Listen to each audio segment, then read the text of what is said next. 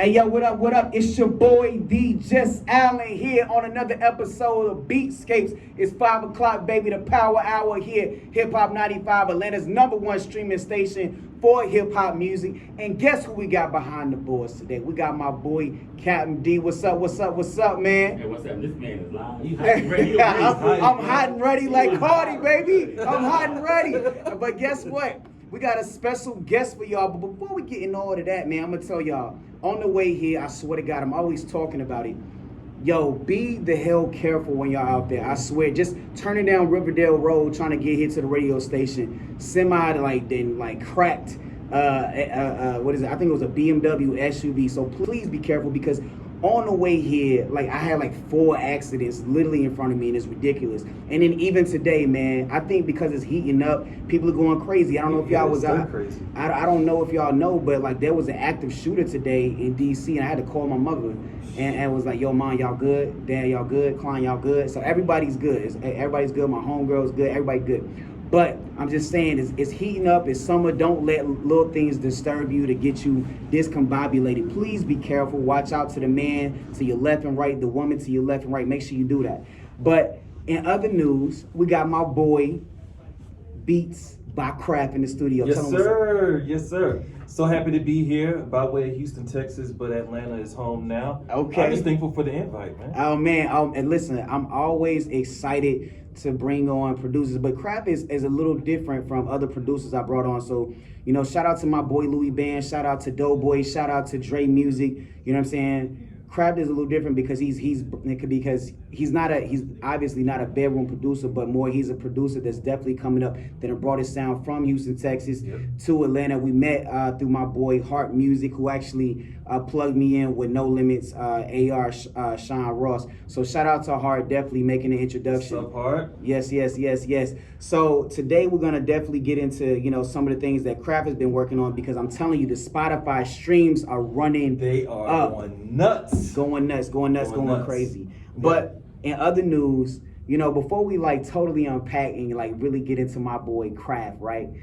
I want to talk about some of the things that's just been going on. I don't know if it's the heat, but my hip hop DX, my hip hop, Instagram stuff has been going crazy. I mean, the baby got into an altercation backstage at a concert with his boy Wisdom, or with his artist Wisdom, I must say that. I don't know if they boys anymore, but with his dude with his artist Wisdom, Mike Tyson over here, horse collaring people on the plane. It is crazy because it is hot, right? So just make sure that, when you're doing anything, you flex some tempers. I'm going to tell you, I done gone through some stuff this week too myself. I mean, man, I done lost my job this week. And y'all probably thinking yo, Alan, why you putting that out there like that? Because you know what? I bring you the real. I'm bringing you the real, right? I'm not going to even sit here and act like, that life is always copacetic and always the up and up for producers. I'm here to talk about the heartbreak and the heartfelt, you know what I'm saying? When it comes to all of this. So if you're tuning in, make sure you keep it locked live here at Hip Hop 95, Atlanta's #1 streaming station for hip hop music on iHeart Radio, baby. Let's go. Hey, yo, what up? It's your boy, D. Just Allen, back here on Hip Hop 95, Atlanta's #1 streaming station for hip-hop music on iHeartRadio, and we got my boy, Beats by Craft, yo. Yo, what's going on? So, Craft, I ain't gonna talk too much, you know what I'm saying? Because I could talk all day. You could go, bro? I could go, man. I'm like the Energizer Bunny. But listen. Well, yo, Daryl, why you looking like I just said you Energizer, but yeah. So, listen, check this out. So we got my boy Beats by Craft. You want to definitely tune in to the conversation as we dial into lo-fi beats, his influence, bringing it from Houston to Atlanta. Definitely call in 818-860-9223. All right. So yo, Craft, listen, man. I ain't gonna talk too much. Like I said, tell them about who you are, where you from, what you do, all that. Number one, I gotta always start with this. My identity is in Jesus Christ, my Lord and Savior. Number one, but came from Houston, Texas, but came out here for college, to Atlanta for college, Morehouse and Georgia Tech. Hey. Fell in love with not only the AUC, but the whole city of Atlanta, the culture. When I got out here, I'm maybe aging myself a little bit, but Outkast is popping, Goody Miles popping. Hey. The dance and the Dungeon Family. The Dungeon Family's popping. And I just immediately fell in love, you know, being able to be blessed to have spent some time at Stankonia, the studio, and just kind of through osmosis, just soak in the flavor of Atlanta. Isn't that out in Stone Mountain, that studio out in Stone? Because I know it was by Georgia Tech. Yeah. But I'm not sure where it is now. Because I thought they like kind of revamped their studio a little bit or moved it. I'm not sure. I'm not sure. But you know, at Morehouse, we had our own like hip hop culture there on campus. So just being able to meet guys like my friends Amari and Lamar and Jason Bower, you know, we were able to form a hip hop culture right there on campus. Mm-hmm. And that was the early beginnings of me being an independent, not only a producer, but an independent artist. Fast forward to today, I'm doing the producer as an artist thing. You kind of alluded to me being a little bit different from most producers. Yeah. Like most of my music that's released is my music, like under my producer name, instead of me doing. There will be some time where I do some work with artists, but my name is being made through my own music, like my Open Your Eyes album that just came out. Okay. And through my B Curve label. So. In a nutshell, that's me, you know, artist as a producer, craft. But all right, so listen, you mentioned Morehouse, and so like, listen, for people who don't know, listen, I went from GED and this fall I'm about to be Dr. Christopher's Alabama, listen, to PhD. So very proud of the movement and to see very much so educated brothers in it, because I'm gonna tell you, you know, coming from corporate America, I didn't think that, you know, even having education within the music game is very much so respected. You know what I'm saying? I've met producers that, you know, that don't even that honestly aren't instrumentalists like, you know, myself and definitely yourself. So it's just like, it's like, dang, like, is it like, will I be respected in this game as a person with education when a lot of music or a lot of deals are done with handshakes? And you know, that's another thing that actually I want to put out that we're going to be doing in our in the writing camp coming May 26th through May 28th. So I'll put more of that out. But listen, at Morehouse, there's this culture, because I went to a PWI, the University of Tampa. Then I attended. I went to the University of Maryland for a little bit. Then went to Bowie State, and I hated it, bro. I'm gonna be honest with you. Bowie State? I hated. Because University of Maryland had human resource management. I didn't want to manage it. I wanted to develop, you know, build organizations from the systemic level, and so.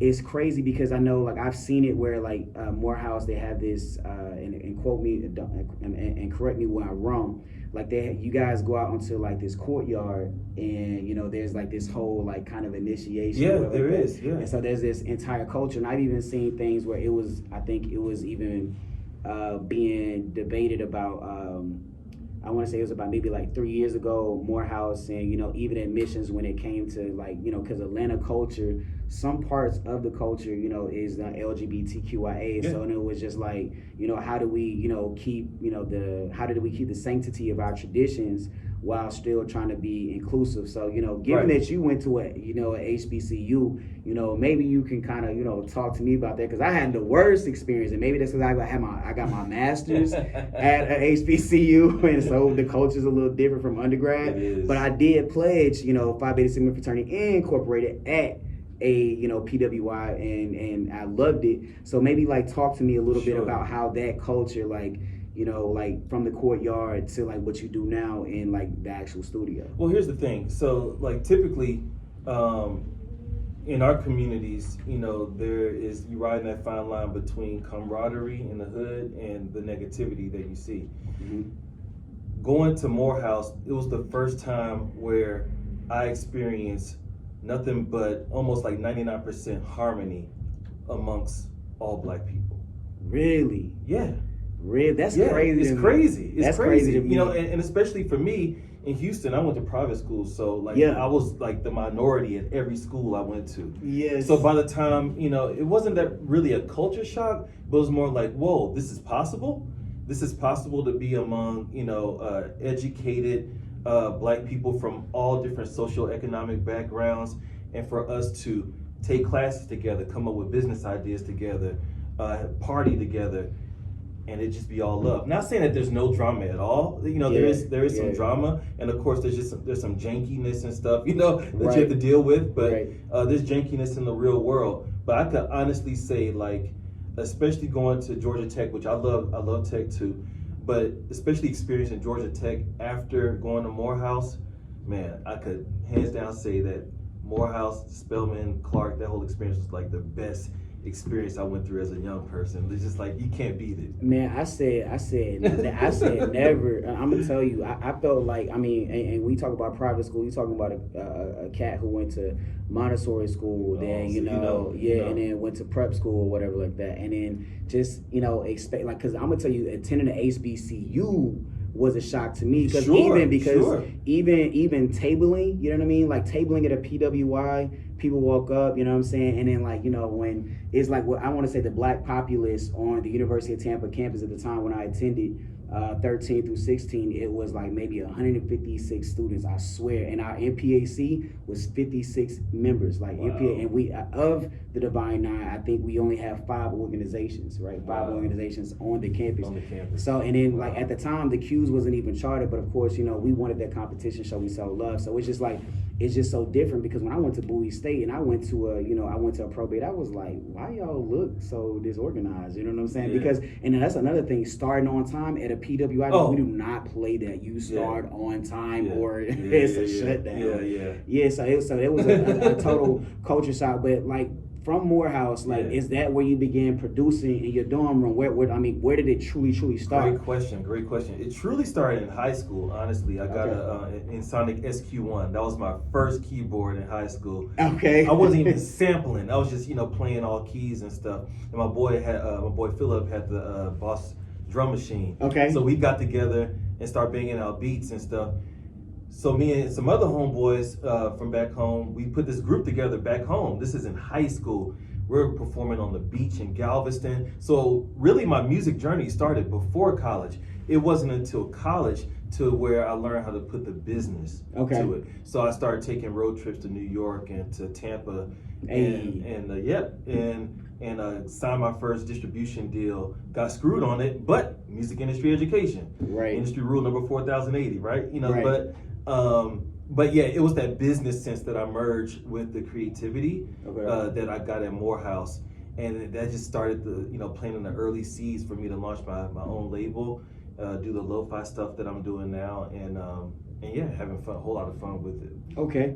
So you definitely have. We're gonna definitely tune into your song "Gratitude" because that's what's been running up on Spotify. So like, tell me a little bit more about "Gratitude," how that started out. I mean, because I believe you have I think you have 2 artists. Two artists on that joint. So how did that come about? And then given like how we met, like how did you recruit those artists? Are these your artists that you've been working with? Because even as a label owner myself, one thing is I say that I don't sign artists. I'll never sign an artist. I work with artists. Me either. I'll never sign an artist. I always sign producers because I want to keep the hits in house. Because I know if I'm signing the hottest producers, I'm keeping the hottest music in, right? So like, how did that come about? And I even want you to talk about your process when it comes to dealing with artists because Houston, Texas is very much so different from like Atlanta. You know what I'm saying? Yes. So go ahead. Yeah. All right, so I'm glad you brought that up. Actually, Houston, you really got to watch who you sign with. As an artist, like it'd probably be better for you to just go straight up independent. Right. Anyway, that's a sidetrack. But Gratitude. So being a producer as an artist, I knew with this, especially being my debut album, I knew that I was going to have to establish my name through a series of singles. Mm-hmm. So I started recording the project in the middle of 2021. Okay. Just splicing like some lo-fi instrumentals together. Okay. The first song actually recorded is the song "Celebrate" with my boy Jared Sanders. Yeah, that was Jared is real dope. So when I noticed that this project was starting to come together, the first thing I wanted to do is I wanted to lay out which song would be my singles. All right. Because I want to have at least like 40% of the album be singles that I roll out just to get people used to my name on the lead up. Right. So when the beat came together for Gratitude, I found the sample and I did some really simple like chords, with a synth. And I collaborated with a really dope drum programmer, 95. Okay. 95 is insane, Anthony Cruz. When the beat came together, I passed it to Bats, the first artist. Bats just turned 20, but he is up next. He's in Nashville. And I'm like, look, listen, this song will be the first song on the album, and it'll be followed by one of the darkest songs on the album, a song called Waiting. Okay. But I want that not dichotomy, but I want that contrast between the light of gratitude to be a really stark contrast with the darkness of waiting. Okay. And I'm like, all right, so take that. And I'm a producer where when I'm working with rappers, I want the beat to inspire them and I don't want to get in the way. There's a little bit of vocal production that I do, but I love the beat to inspire the artist and just let that pureness that comes through their lyrics be the thing that drives the writing of the lyrics for the song. Okay. So when I heard the hook that Bats laid down, the hook in his verse, I'm like, I gotta get No Big Deal on this. No Big Deal is, to me, the biggest artist in Christian hip hop. Okay. He's dope. Like, and people are catching on to him. In fact, he's putting out on a festival out here in Atlanta called Holy Smoke Fest. Okay. In May. Really dope. So when we got No Big Deal on it, I knew it was going to be a hit. He totally killed the verse. And by the time the song fully came together, I knew that I wanted that to be the last single in the series of the singles that dropped right before the album dropped. It dropped. Spotify put it on a big editorial playlist, the new Music Friday Christian playlist, and the numbers been running up ever since, man. Okay. History's been made ever since. Well, first off, bro, congratulations. Thank you. Congratulations. Thank you. So, all right, so I know Spotify gets all the love. Tidal put it on the editorial playlist. Okay. Apple Music is showing love. So Okay. all the DSPs are showing love. I don't want to just only mention Spotify. No, I got you. I understand. I understand, but because I think when we checked the numbers, I think you said earlier it was like what 85 was listening one time. Yeah. So yeah, that's really dope, bro. But all right, so before we get back, we're at the middle of the hour, and we'll be right back. But like before, we want to talk about how you met No Big Deal, and then we definitely want to talk about For sure. lo-fi and like because like when you listen to Atlanta music, because I'm a big fan of New York music. You know what I'm saying? Mm-hmm. Like Nasir Jones. I like Nas more than I like Jay-Z, but that's no shot to Jay-Z. I'm a Jada Kiss fan, yeah. So because my mother always be like, why you listen to all this New York rap, but you from Mississippi, you know what I'm saying? And it's just because I used to tell my mother. Me too. I used to tell my mother it's because New York rap has substance in their lyrics, but Atlanta has the beat. You know what I'm saying? If you really, really think about it. Well, I know you like Big Crit because he's kind of. Oh like yeah, of course. Old yeah. school. When I ride, forever sky high. Of course, I love Big Crit. Yeah. But it's just like, and even like with some old David Banner, like like some of his albums, some songs that like really, really have substance. Like I'm gonna tell you, really lyrical. One of my favorite songs is the one he did with N.D.I.R.E. Actually, you know what I'm saying? Really lyrical. Because I like or like people who don't even talk about like from Florida. Dead Perez, you remember Dead Perez? Yeah, Dead Perez, dope.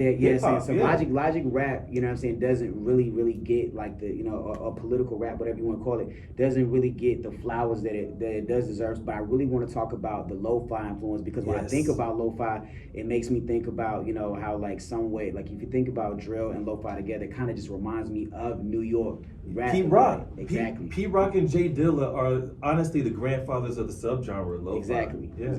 So all right, yo, we're about to get back to we're gonna get back to the bottom of the hour. Yo, this is your boy D. Jess Allen here on HipHop95, Atlanta's #1 streaming station for hip hop music. Baby, this is Beatscape. Tune in, let's go.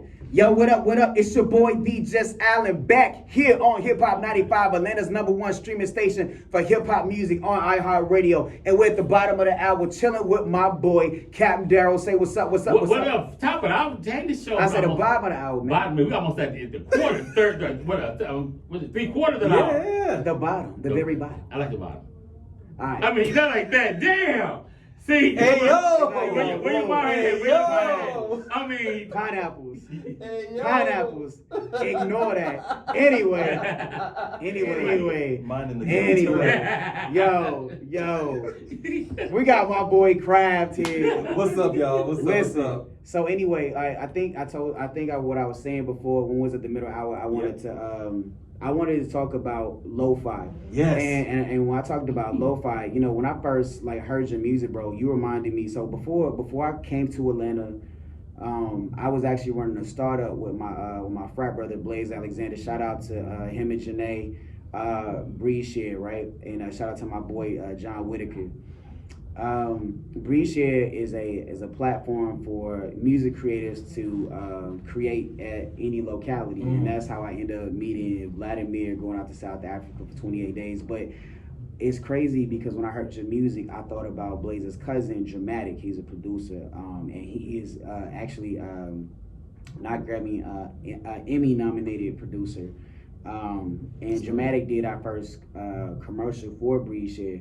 So when I heard like your music, I was like, damn, he kind of remind me of Dramatic, but like Dramatic is he's a little darker, a little bit. Yeah. But I was just like, it was just like when I heard like it's crazy because when you hear people's music, like damn, I could see him producing for Alicia Keys because that's what I thought about when I like even heard some of your stuff. Alicia, let's do it. Yeah. So it's like coming like from Atlanta because Atlanta is like hard trap, blah blah blah blah blah. You know what I'm saying? Like, and I swear to God, if I had a sack of nickels, right, and I walked out on the street, yo, if I threw the sack of nickels, I would hit more rappers or more artists than I would hit regular civilians, like for real. So, given that, like we talked about PD Rock, like given that your influence is lo-fi, like what has inspired you to not definitely change it? And I want to add one more thing to that because I think about how I'm Ready the Great came out with Not Atlanta, you know what I'm saying? And if we really talking like the real stuff, like nobody's really from Atlanta, in my opinion. Like, you know what I'm saying? Like, it's a lot of transplants here, right? But I always like to say that there's like the great thing about, anytime like uprooting yourself and moving from comfortability, now it just, it opens your mind to different things. Kind of like how I feel about, obviously having a background, an academic background, like, you know what I mean? When you're exposed to all those bull crap courses before you get to the core stuff, you know what I'm saying? Stuff like, you really want to get to. The stuff you really want to get to, like at the same time, like all those electives, like kind of help influence certain things the things that you thought you wouldn't use, you do use.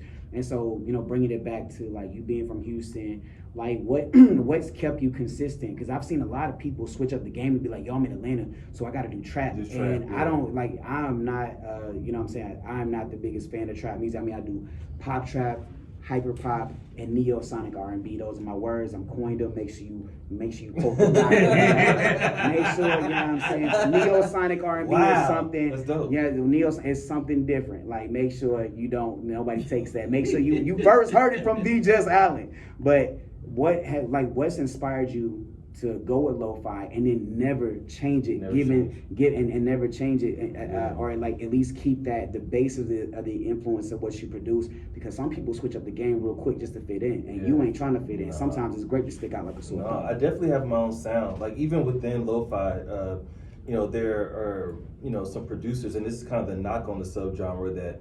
Yeah, a lot of times the producers don't have their own signature sound within lo-fi. It all kind of blends together. But I remember just being a kid, like one of my first tapes that I bought as a kid on my own, cassette tapes, was A Tribe Called Quest. Hey, yo! And Q-Tip and Ali Shaheed in them, and then they brought on Jay Dilla later. Yeah. You could kind of say that they, even though like their sound like really hit hard, with Bob Power engineering their drums, stacking drums. Yeah. But you could say like there are like some lo-fi influences in there. Yeah. And I just think like early on, like you hear musicians and just people all the time, they're influenced by the music that they rock with and listen to as a child. And my dad. He played vinyl records. So when you think about lo-fi, you think about the New York East Coast influence. Right. You think about the slow, like minimal aesthetic, and then you also think about like that vinyl crackle. Right. You think about like the sound quality is kind of degraded on purpose. Right. Just to give it that authenticity, that low fidelity. And the reason why I'm sticking with it is because I love it. And number two, I don't want lo-fi's about being authentic. So as a producer, I want to be authentic too. Right. So though, if you listen to my album, Open Your Eyes, you'll hear some Trappist drums, but the soundscape you hear, pun intended, that you'll hear Beatscape, that you hear on top of it will be that lo-fi, that kind of atmospheric aesthetic. Yeah. And also, what I like about lo-fi is that the beats could stand alone. Yes. You you can put out a lo-fi. I have a lo-fi single, y'all. Go Run Up Time. It's a collaboration with my boy YJKL in Rome, Italy. Time just landed on Spotify's biggest lo-fi playlist called Lo-Fi Beats, and it is going crazy right now.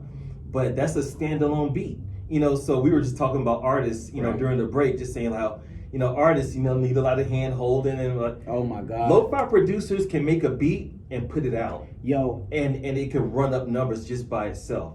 I love that independent aspect of the lo-fi subgenre. I would say that, you know, even to that point, right? When you listen to trap music, you know what I mean, and then comparatively to lo-fi, I feel like lo-fi is so authentic that not anybody, but like, you know, you could really jump on it while you sit in the car listening and rap to it. You can rap to it, you can sing to it. Right, comparatively to somebody trying to catch a beat or like, you know, because I'm gonna tell you, do y'all remember when Missy Elliott came out with, because Missy Elliott, Timbaland, like Beyonce, Case, I remember, you know, sneaking to watch BET because I couldn't watch that stuff. I mean, listen, when I was 14, I couldn't watch Wild Wild West until I was 14. My mother thought that was just like, yo, that's how it was for me. And so the thing is, I remember when Missy Elliott came out with Drip Demeanor, and her flow kind of changed up compared to like, you know, why you all in, like, like her old stuff. I was like, yo, why did she change up her flow?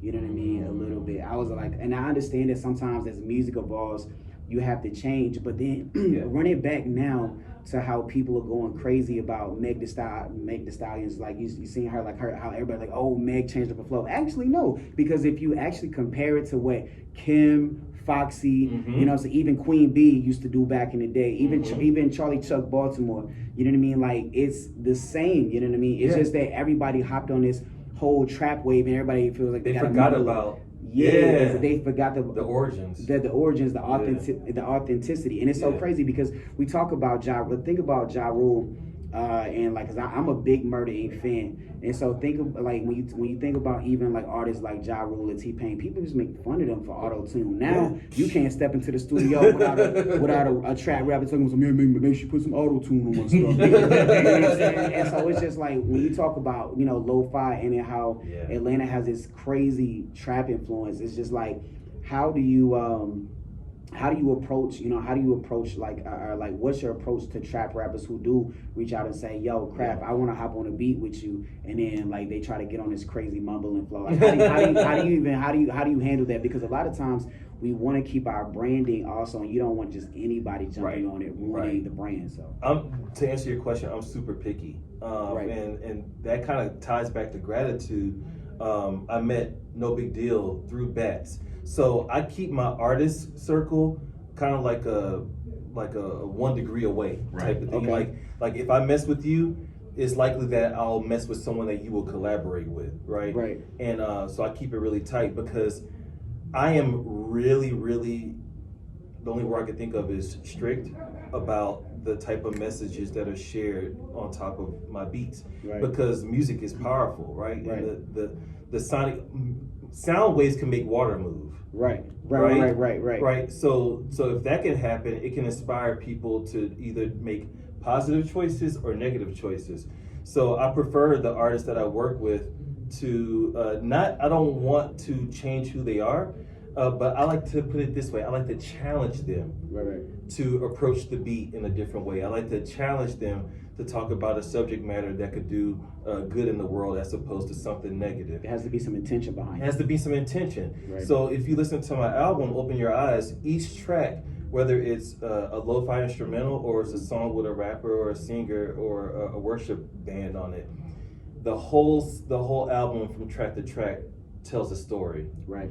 And I think as an artist, not just a producer, as an artist, I believe story is so important and influence is even more important, and that's how I approach artistry and working with artists. Yo, I think, you know, and it's great that you bring up that point, because I think the arc of storytelling has like to a certain degree has Where's Slick Rick? Come on, like exactly. I mean, come on, like Yeah, I feel like the arc of storytelling, even when you arrange the album like a certain way. Yes. And even like it's like kind of how you talked about gratitude, then we go to waiting, right? Yep. Right. And it's like because the thing is like I always say that, you know, when I produce something, I don't just like, some people just like to like have their heads down and just produce. And I'd be like, dude, you forgetting, and that's another thing I want to hit on, the business of music, because like people always forget, you know, like the business of it, because honestly, you hear it from Doughboy, you hear it from my boy Dre Music, like music today, and this goes even back to the whole thing with Tank. Doughboy talked about this when he was on the show. He was like, Tank is stepping out of music because, you know, he was like, you know, it's not where you can just collaborate anymore. Like, you know what I'm saying? Like, you have to have so much of a following. And I used to work with a radio personality, FK Nixie, who's no longer here. He used to be like, you know, it depends on how many Spotify streams they got. And I'm like, nah, bro. I was like, them things can be bought, bro. Yeah, they can. I was like, but but it's the authenticity behind it and what the hell are you saying? Because if I can't understand what you're saying, if I can't bop to it, if I can't boogie to it, I'm not with it. Yeah. And Tank, you know, even said, you know, he was like, the art has definitely changed. People can't just get together and make, you know, music anymore. You know what I'm saying? So you got so many rappers like Little JB, you know, 300, and you know, you got, you know, FKYE kill your mother, like, you know what I mean, like type of, like, you know, like you know what I'm saying, like it's or a little baby face, like it's like all types of, like, so many artists out here that you can't keep up with when it comes to the authenticity of music. And so, you know, even when it comes to the business of music and how you choose to work with people, because before you step into the studio, and shout out to Miss Lachelle V Lane, she is the she's one of the guests for the forum for our writing camp. She's going to talk about the business of music. You know, I shout out to Craig King. One of the biggest things is like when you step into the studio, I believe, like, you know, you should work out split sheets and all that type of stuff. Work out splits immediately. Yes, I'm gonna let you hit on that because you got passionate about it. Yeah, I got passionate about it, and when you collaborate, all right, in certain genres, it's like if you're in the studio, if there's 4 people, if you add a hi-hat, you're splitting it 25, 25, 25. Right. I know in the electronic community, you know, it's like that. My boy Aloe Black worked with Avicii for their, you know, famous song "Wake Me Up." Mm-hmm. Like, they sat in the studio, wrote it out, and the splits were understood and they were established immediately. Right. And it's so much in hip hop is that you'll go months, you know, the song become a hit and there's still no split sheets done, you know? Right. So, you know, being an entrepreneur, you know, I'm a big fan of paperwork, you know, dotting the I's and crossing the T's. Oh, yeah. And making sure the paperwork is straight. Why? Because if the paperwork is straight, everything's established, that creates an opportunity, an environment for more collaboration, because everyone's in agreement and the business is tight and taken care of. Yeah. You're not gonna have anything come up in the future to when money's being made to where it'll present conflicts. And then what does that do? That destroys future collaboration. Opportunity, all that, yeah. So have your PRO set up, your ASCAP, your BMI, your CSAC. Just do it. Have your split sheets done. You know, if you can't, you know, register your songs, get a publishing administrator to do it. Yeah. You don't pay them anything up front. They get paid a percentage, like between 10 to 15%. Right. You know, so, you know, I think those are the things that, you know, often within hip hop that we ignore. Right. That I believe, you know, that what you're about to do with your writing camp and education is very important. And I just think more artists need to, and more producers need to become hip to the game. Right. But I will say this.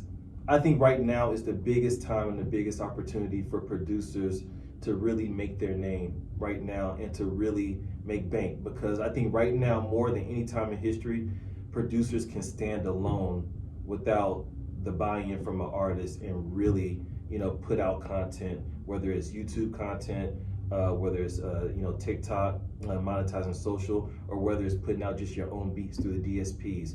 So producers, you keep tapping in and with Beatscape and keep producing, man. Just keep going.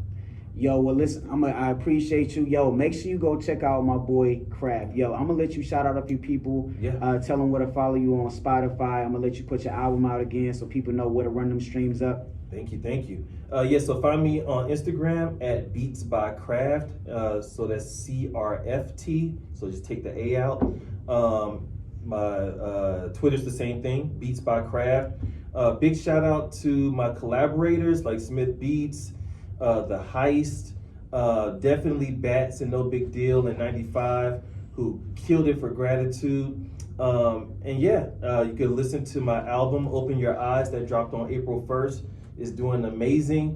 Wherever you listen to your music, whether it's Spotify, Apple Music, or Tidal, it's there. So I appreciate y'all here, man. Hip Hop 95, y'all are doing it. Well, baby, it's D-Just Allen, and it's at the end of the power hour, baby. We looking at 5:57. That was too fast. Where'd the time go? Yeah, when you're having fun. So while you out in your cars, chilling, sitting there, making your way to either Slutty Vegan, V Green, you know what I'm saying? Keep it healthy, keep it fresh, you know what I'm saying? I love Slutty Vegan. Hey, yo, Captain D, I gotta take you one day. Right. You and Jazzy. Yeah. Yo, let me tell you, and the names of the stuff, they got something called a menage a trois. The fussy hussy. The whole boy is my shit. Yo, the whole boy. I like whole boy. The whole, yo, that's my, yo, you ain't never had. No, I actually just had lunch with some people, and they got a vegan truck too. Okay. Yeah. We might need them to pull up for the writing camp, but we're gonna have it catered too. So yeah, for sure. But yo, while you in traffic, making your way to get some food before you slide to the club tonight, to the lounge, wherever you might be going, make sure you're watching the person to your left and right. Make sure you're careful out there, and make sure you keep it locked in for Hip Hop 95. This is your boy D-Just Allen here on Atlanta's #1 streaming station, hosted on all your iHeart Radio. We out.